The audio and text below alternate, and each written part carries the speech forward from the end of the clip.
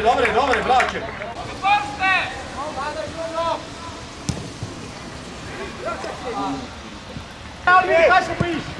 Stej, tvoje! Verbej!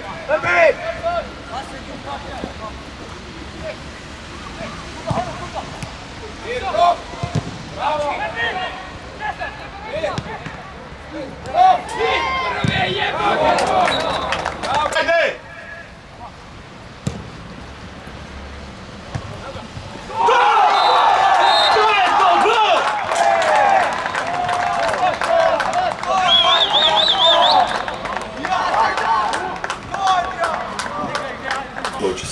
Ja, v prvem polčasu smo šli odločno, tako kot nam je trener rekel.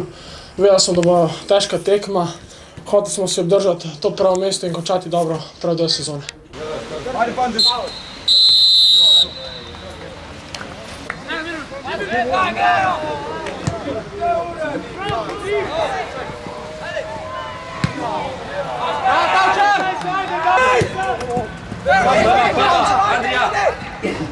Andrija!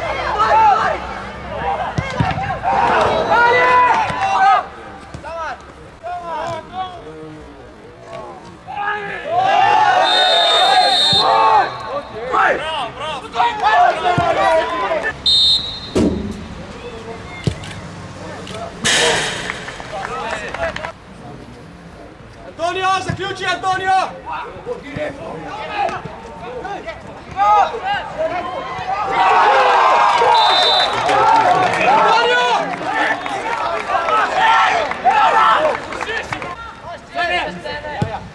Više! Druga!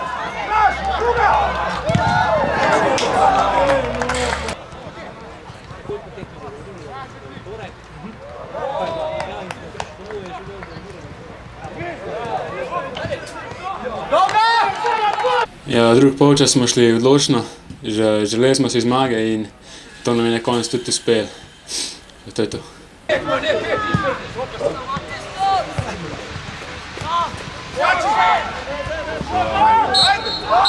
Ajde!